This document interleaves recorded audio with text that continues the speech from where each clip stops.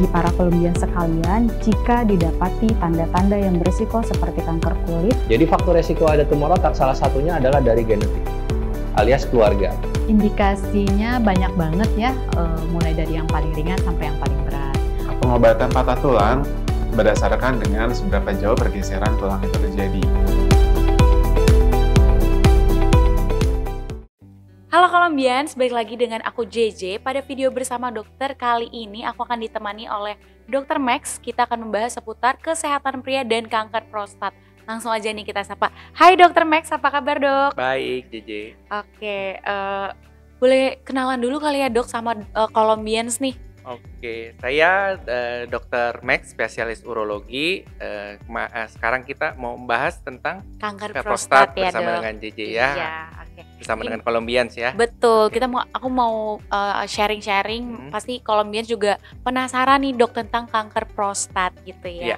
Nah dok, aku baca di beberapa artikel nih katanya ya sering onani dapat menyebabkan terjadinya kanker prostat. Kira-kira benar nggak sih dok? Ya, jadi untuk Colombians, jadi itu tidak benar ya. Oke. Untuk onani atau masturbasi lah gitu. Apakah ada hubungannya dengan kanker prostat? Sebenarnya sih untuk onani kan sama saja dengan kayak kita berhubungan seks biasa, keluar sperma dari. Jadi prostat itu menghasilkan bagian dari cairan sperma. Tapi dengan keluar cairan sperma itu tidak berarti meningkatkan untuk kanker prostat tersebut gitu. Mungkin ketagihan aja mungkin, jadi harus dibatasin ya. Mungkin. Oke, Ya. jadi maksudnya tidak nggak akan terindikasi akan ke kanker prostat Tidak. gitu ya dok. Oke. Nah, ada lagi nih dok yang bilang kalau duduk terlalu lama tuh bener juga nggak sih dok menyebabkan prostatnya tuh bisa meradang gitu dok. Kira-kira benar nggak tuh? Ya, jadi beberapa mungkin untuk kanker prostat tidak ya. Cuman kalau kita duduk terlalu lama atau kita sering menahan kencing terlalu lama itu bisa mengarah ke infeksi kencing, nanti berakhirnya pada infeksi prostat. Oh, oke. Tapi tidak menjadi kanker prostat, tidak Oh, gitu. enggak ya Mungkin dok. orang yang duduk lama, terus dia sering nahan kencing terlalu lama, itu biasanya bisa jadi infeksi. Apalagi Infeksi, orangnya oke. kurang minum gitu, atau ada penyakit penyerta lain seperti gula. Oke, Ya. oke. Berarti enggak juga nih berarti ya dok. Oke. Nah, terus nih dok, aku juga dengar nih penyakit yang namanya turun berok nih dok. Turun Nah, berok ya. karena ini kan bisa dibilang karena terlalu sering mengangkat beban berat gitu ya dok. Apakah ini juga termasuk sakit yang bisa menyebabkan ke kanker prostat nih dok? Kira-kira gimana tuh? Oke, Colombians. Jadi turun berok itu sebenarnya bukan penyakit yang berhubungan dengan kanker prostat ya. Oke. Jadi turun berok itu orang kalau bahasa medisnya mungkin hernia ya. Hernia, Jadi oke. ada bagian dari usus kita yang keluar menonjol di bagian perut kita karena kelemahan dari dinding perut. Oke. Biasanya nanti itu terjadi biasanya kalau orangnya dinding perutnya lemah, dia mengangkat berat terus mengedan. Tapi ada hubungannya dengan prostat juga. Oke. Hubungannya dengan prostat itu bukan ke kanker prostat, yang biasanya pasiennya itu sering mengedan waktu kencing. Jadi dengan mengedan dia mengencing itu jadi tekanan perutnya pertama terus menonjol gitu. Menonjol. Nah, Itu yang tapi disebutkan hernia, hernia tadi gitu, ya dok. atau turun Oke. berok. Mungkin itu harus ke dokter bedah nanti itu. untuk Oke. itu. Ya. Oke. Tapi Berarti nggak ada hubungannya jadi. nggak ada hubungannya Nah. berarti ya dok. Oke. Nah, itu dia tuh ya teman-teman Colombians ya, terkait apa ya istilahnya hal-hal yang awam yang kita pikir akan mengarah ke kanker prostat. Tapi aku langsung aja tanya nih dok ya, langsung nih tanpa tadi kan aku udah bahas tentang turun berok dan lain-lain. Kira-kira nih dok, penyebab utama gitu terjadinya sakit kanker prostat itu apa sih dok kira-kira? Jadi kalau penyebab utama Colombians kita bicara tentang faktor risiko ya. Jadi kalau Oke. faktor risiko kanker prostat itu biasanya itu yang pasti di laki-laki ya, karena prostat Betul. cuma ada di laki-laki. Hmm. Terus biasanya meningkat biasanya di umur di atas 50, puncaknya di umur di atas 60 tahun. Oke. Jadi kalau di umur 40 tahun atau 50 tahun ke bawah itu jarang. Terus yang kedua ada faktor gen juga. Jadi genetis Oke. dari kita sendiri atau dari turunan dari keluarga. Biasanya kalau ayah kita atau saudara sekandung yang laki-laki kita itu mempunyai kanker prostat, kita berisiko 2 kali lipat lebih sering. Oke. Nah, terus ada beberapa juga etnis. Walaupun etnis di Indonesia mungkin jarang ya. Biasanya orang African American atau orang Afrika yang tinggal di Amerika ataupun orang Karibia ya. Jadi Oke. kalau di Asia mungkin lebih rendah. Oh, lebih rendah gitu. Nah, faktor risikonya jadi cuma ada gen, keluarga, terus etnisitas dan umur Oke. gitu. Berarti tapi pernah ditemuin gak sih dok case di bawah umur 40 tuh terkena juga gitu? Itu pernah ada case-nya gak sih dok? Bisa, tapi Bisa jarang ya? gitu. Oh, jarang. Bisa jarang sekali di umur 40 itu jarang sekali ya. Oke.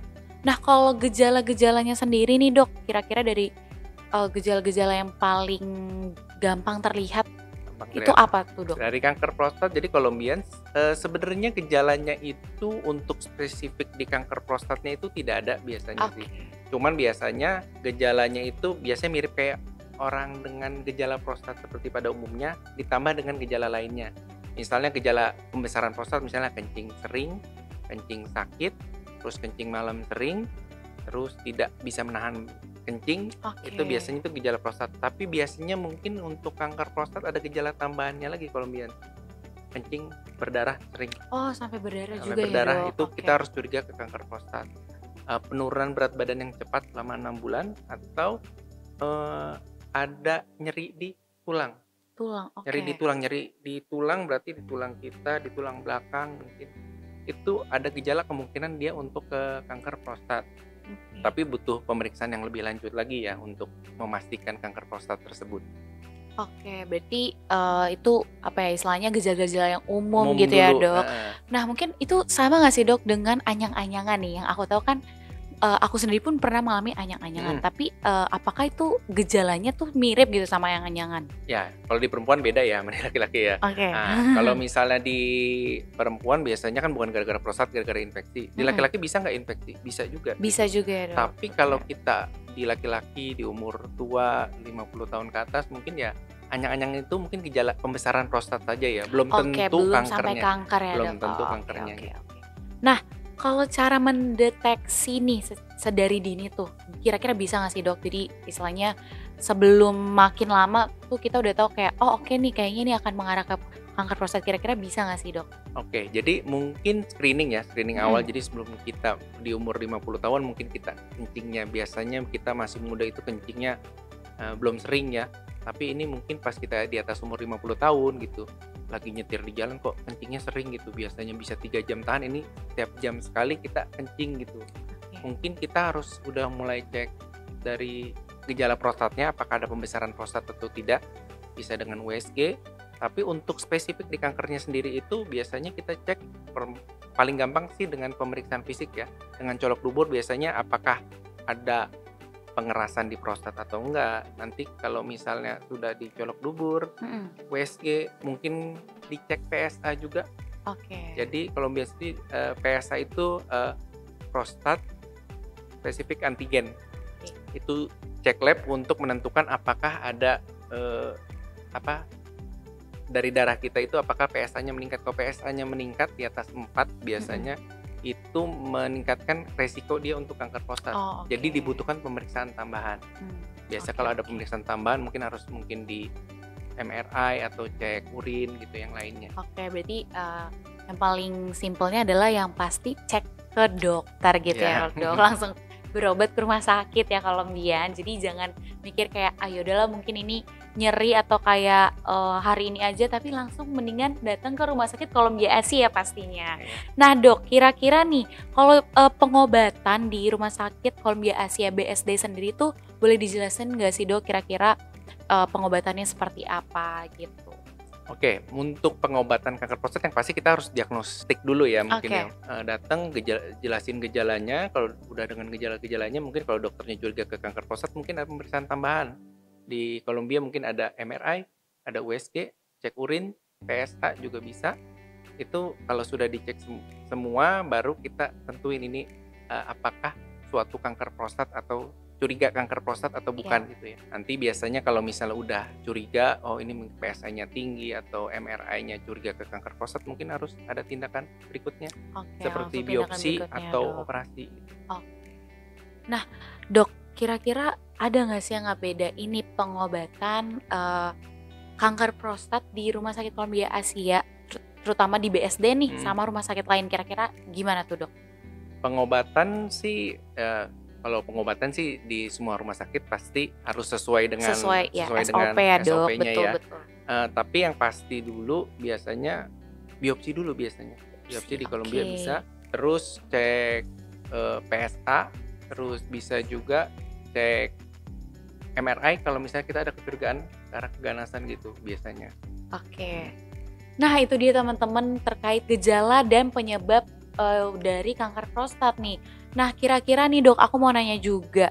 Kira-kira gimana sih cara kita nih supaya mungkin terutama teman-teman Colombians di sana yang untuk menghindari dari kanker prostat gitu. Kira-kira apa sih dok istilahnya antisipasinya atau kira-kira dari Oke. pola hidupnya atau gimana nih dok? Mungkin boleh dikasih nih tipsnya buat teman-teman Colombians. Oke, jadi untuk tips untuk menghindari kanker prostat itu nomor satu itu deteksi dini ya. Jadi kalau kita di umur atas 50 tahun gitu, udah ada gejala kencing yang nggak enak, kencing yang sering, mungkin kita harus cek prostat dan cek deteksi dini untuk si kanker prostat. Minimal cek PSA dan mungkin ada pemeriksaan yang colok dubur. Tapi kalau udah ada gejala mungkin ya harus buru-buru ya. Jadi jangan tunggu sampai medical check up berikutnya gitu. Misalnya ada kencing berdarah atau sakit-sakit di tulang, mungkin harus segera ke dokter urologi. Dan untuk tipsnya mungkin hidup sehat ya. Jadi mungkin kalau misal orang yang gemuk harus ngurusin berat badan ya, harus jaga berat badan. Mungkin yang merokok juga harus mengurangi rokoknya. Soalnya kalau misalnya kita gemuk, kita ada penyakit metabolik seperti gula darah tinggi, dan kita merokok itu meningkatkan resiko untuk kematian pada kanker prostat. Kalau dia punya kanker prostat, dia masih merokok dan gemuk, itu meningkatkan resiko kematiannya. Oke, Jadi, makin memperburuk gitu ya dok. Terus sementara sih itu aja sih, yang penting deteksi dini dan jaga kesehatan untuk Colombians ya. Nah itu dia teman-teman Colombian seputar kesehatan pria dan kanker prostat yang udah di-sharing dari Dr. Max nih. Aku sangat dapat banyak insightful dan juga pastinya teman-teman Colombians dicatat baik-baik ya terkait pola hidup sehat dan juga cara terhindar dari kanker prostat. Terima kasih banyak Dr. Ya, Max terima kasih untuk juga, Jiji. sharing-sharingnya dan waktunya nih sangat Ya, sama-sama. happy banget bisa ngobrol-ngobrol bareng Dr. Max. Oke, mungkin sekian bersama dokter kita kali ini. Jangan lupa untuk tungguin bersama dokter lainnya dan juga semoga bermanfaat. Salam sehat. Salam Lagi, sehat, bye-bye Colombians. dok. Bye Ya. Colombians.